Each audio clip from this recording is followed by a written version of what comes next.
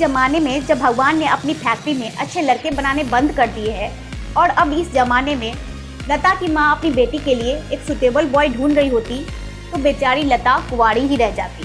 लेकिन thank God, पहली बात तो ये स्टोरी है और दूसरी बात ये 1951 की स्टोरी है।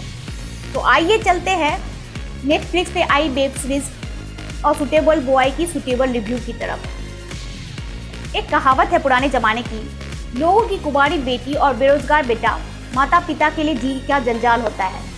इस प्रोवर्ब पे पूरी बेस्ड है ये स्टोरी। पहले एक माँ अपने बेटी के लिए सूटेबल बॉय ढूंढ रही होती है और एक पिता अपने बेटे को सूटेबल बॉय बनाने में लगा है। अब आइए पहले माँ के प्रॉब्लम में कॉन्सेंट्रेट करते हैं। लता की माँ लता के लिए एक योग्य वर ढूंढ रही है, यानी जो गवर्नमेंट जॉब करता हो, इंग्लिश पढ़ा लिखा हो, ऊंचे खानदान का हो और जिसके साथ उसकी जोड़ी अच्छी दिखे। लेकिन लता एक पढ़ी लिखी और आज़ाद ख्याल की लड़की है और अपने पसंद से वो अपनी शादी करनी चाहती है। उसे कॉलेज के एक लड़के से प्यार भी हो जाता है, लेकिन रिलीजन डिफरेंट होने की वजह से उसे यह रिलेशन बीच में ही छोड़ना पड़ता है और वो उसे भूल नहीं पाती है। दूसरा कैंडिडेट लता की भाभी का भाई होता है, जो कि उसे हर हाल में इम्प्रेस करना चाहता है। यह रिश्ता लता का भाई और भाभी उसके लिए चाहते हैं।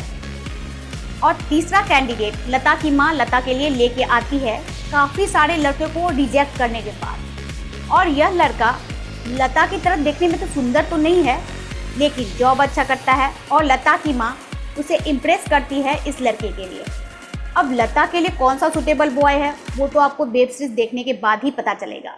अब दूसरे प्रॉब्लम पे ध्यान देते हैं।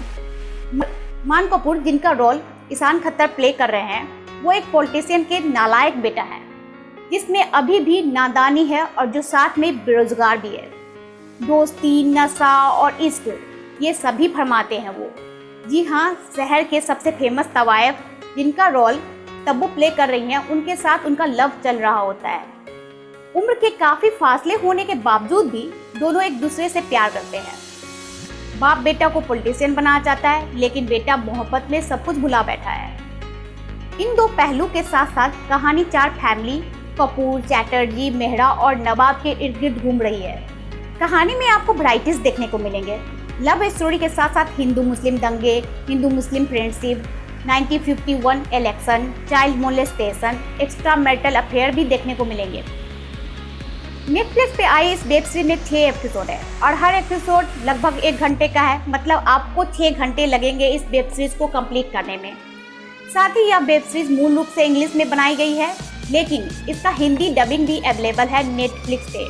तो आपकी चॉइस, आप जो भी चाहो देख सकते हो।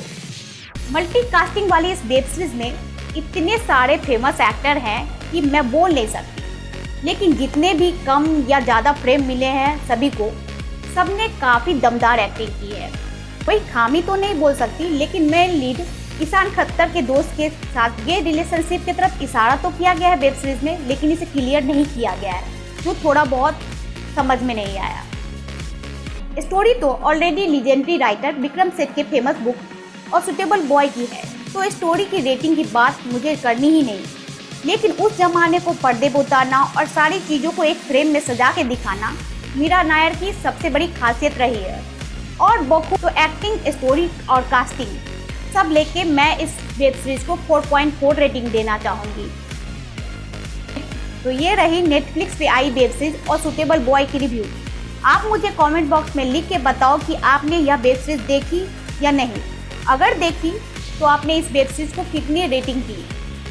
और आप वीडियो को लाइक, सब्सक्राइब और शेयर करना बिल्कुल भी ना भूलें।